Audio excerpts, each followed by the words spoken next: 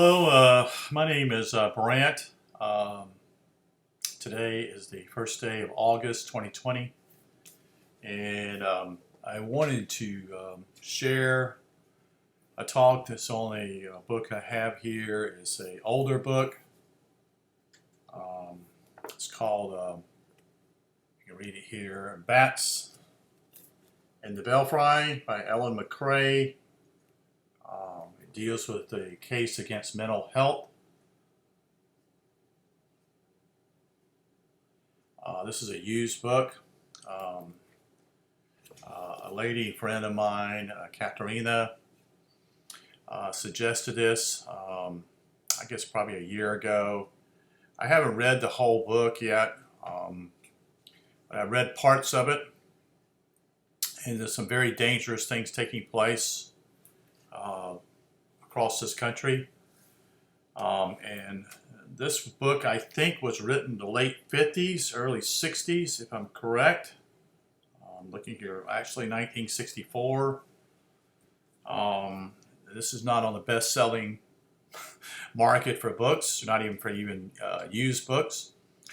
But it deals with what I would call a strategy to find out what is normal and what is abnormal with people. And this is a deal that once the mental hospitals at one time used to be what I call privately ran, and even maybe somewhat church-related centuries ago. I should say centuries ago, hundreds of years ago. And then gradually the state took over that responsibility, probably in the late 1800s and early 1900s to approximately 1970, 80, and then that was given back to private organizations or companies that are basically doing it for profit, or either doing it to do type of drug research. So these people who are in the mental hospitals are now being drugged, experimented on without their approval. And how they continue to change what is normal about people, the way they act, and what is abnormal. And it used to be a small part of the population that we consider mentally ill. Now it's becoming a bigger deal as it increases. It's in its own purpose. It's a way, again, to lock people up and to experiment on them. And it's a dangerous game. And she wrote this because she saw what was going on.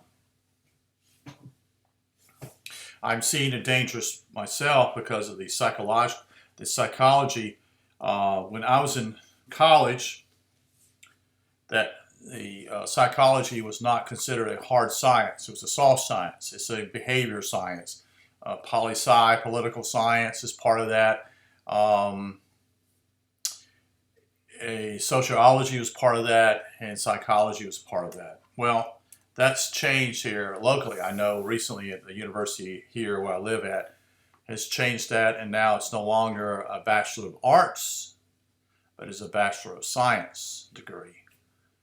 So it's become a major deal, and it's also provided jobs for people that in the past would not have been involved. It would not have been involved with it. Anybody who was a psychology major in college when I was there, most women actually were working in sociology. It was more of a deal. There were probably more sociology majors than political science majors. Although psychology would probably been a part of it, but psychology has got its hands in everything now.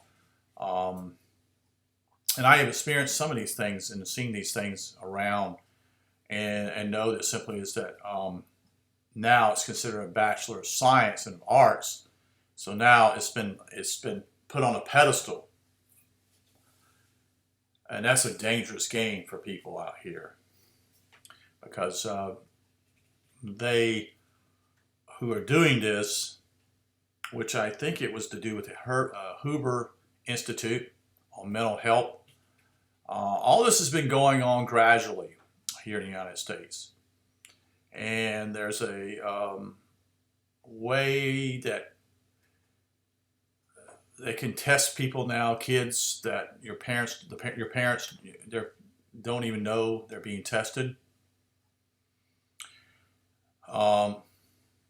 This started in the 60s. If there was a child that seemed to be abnormal in the class, a teacher could say something. The next thing you know, that child is taken somewhere, maybe even at school, and tested and asked questions, and the child has no idea what is going on. Can be categorized or seen as having some kind of psychic abilities, or there's something wrong with this child, and could be the parents will have to fight to prevent it. So it's a dangerous game. And part of this, more than just simply wanting to experiment with people, it's a way of simply is to categorize people and how they handle situations that they can be seen as mentally insane. So then they can be locked up. Part of that has to do with not homicides, but homicides. People who kill other people. There's a psychological deal also going on, so they're tested for that. There's a way of pleading you're insane to get away with possibly murder or some dangerous crime upon another person. They're also, in a way, normalizing those who actually are hurting people. And part of that has to do with pedophilia. And so with having adults having sex with children.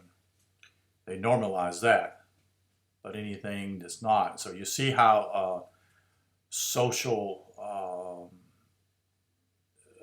pressures are being put in so that others who do maybe something that would be considered normal 75 years ago is now seen as being somewhat you're abnormal.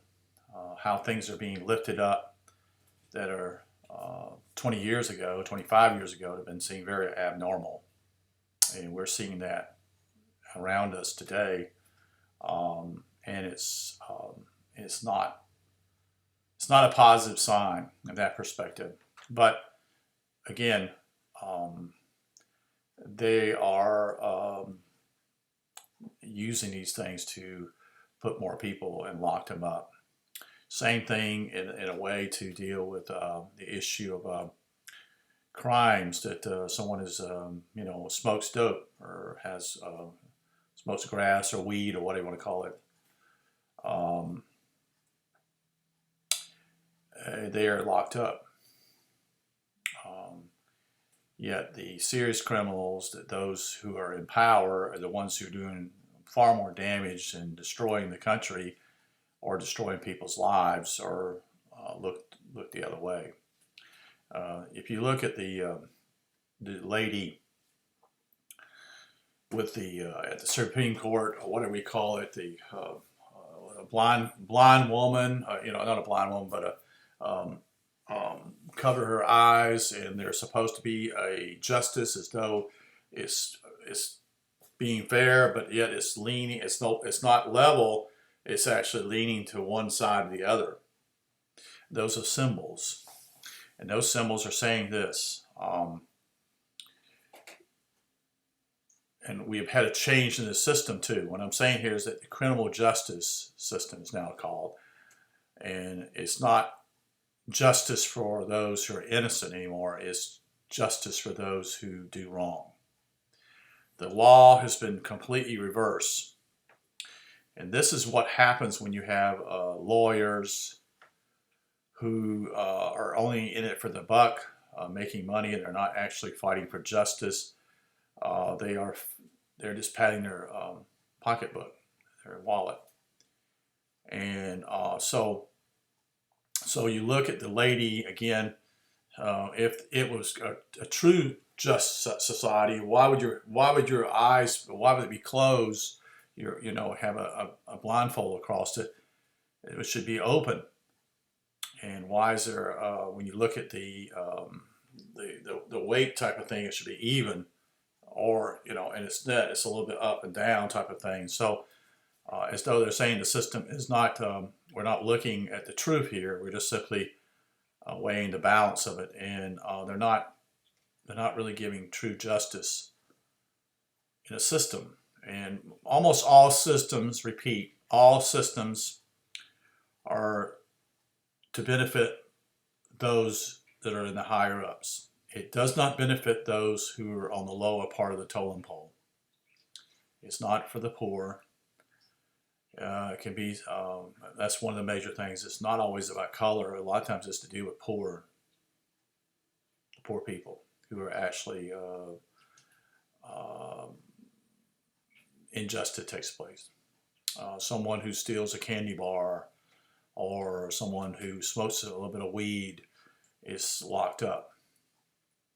Yet you have government officials, people in the government to do wrong, and you're just told, don't do that again. So this is part of what's happening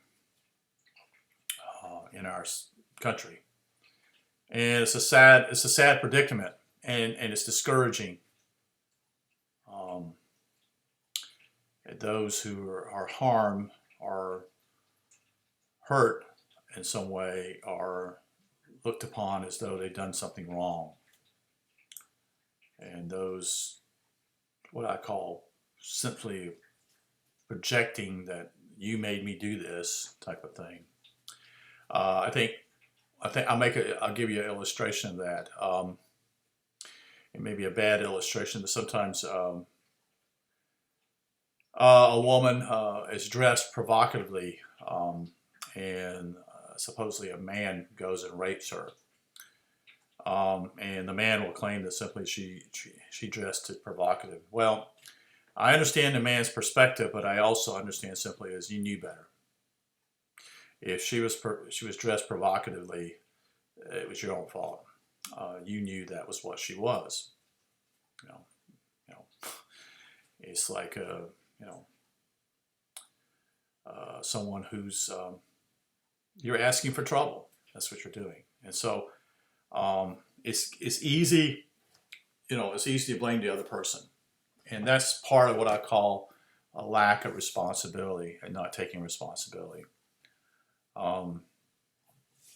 And this book is dealing with this as she looks at what laws have been changed and statutes are taking place in state governments to find more and more people who are abnormal. So they, instead of making a smaller circle, so to speak, so it'd be smaller, they've expanded the circle. So they, what I call simply allow more people to fall through this and are subject to what they call people are abnormal. And the scary part is that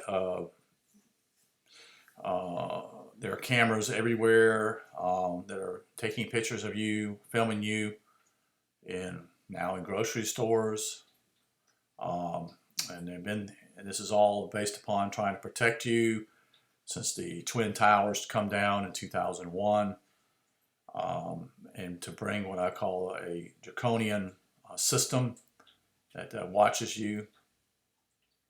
And so now you have them in grocery stores and other stores that are, claiming this to deal with what I call crime. And I know I don't think I agree with that. I think it simply is a way for them to basically know where you're at, what you're doing. I think 4 or 5 years ago, there was no one that had these cameras in the grocery stores. They have big TV monitors now that when you come up to in Walmart, that you can can see yourself. You can see yourself on these monitors, and almost all grocery stores now have them. I think only one I know of that doesn't. It's Food Line, and I think Bilo, the two smaller grocery stores. The other grocery stores, such as I know that I think Kroger has them. I know that Walmart has them, and I know that Aldi's has them. Aldi's has them when I think you come into the store and when you're leaving. So these are all, and this is now normal. And that was not normal when I grew up, not when I was even 45 or 50 years old. This is only taking place in the last 5 to 6 years. So part of that simply is to, again, they can find out where you're at, what you're doing, whatever. In fact, even Dollar General has them now too, according to what transpired in a murder of 3 men in Florida. They were able to see a witness, not a witness, but the true person who killed someone was there. It was on camera, videotaped, and so they knew that. I'm not saying it's all good, bad, but I do know simply is that what about the innocent people? Why do we have to continue to go along with what I call the less than 2 or 3% of the people doing wrong, and we have to partake in, and our rights are taken away when they are the minority, tiny minority. So I've kind of gone on a spiel here, tangent here, but I think what she does here is she makes a case. Ellen does. I think she's still living. This lady, the last time I know, she was still living. I think she's on the internet. I don't know. She's pretty old now. I'm guessing she's probably in her 80s or 90s. But her name is Ellen McClay, spelled McClay. Try to see if you can pick up this book. The other thing simply is about to forget is that if you can find people who are mentally, like I said, got some issues, it's a great testing ground for the pharmaceutical industry to see how their products work, which I mentioned earlier, but it's again like a testing system that basically can screen people and cause people, if you don't have any family, who's going to get you out? See, that's another thing. That's the scary part. Mental health is another form of what I call, it's not a, you haven't been found guilty of anything. You see, you just act differently than the rest, the norm. And that should scare you because there are people that don't act like the norm and they haven't done anything wrong to anybody, but they're seen as something's wrong with them.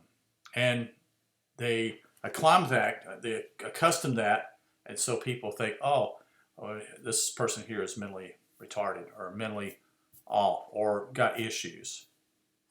So anyway, I hope that you enjoyed it. I hope that see some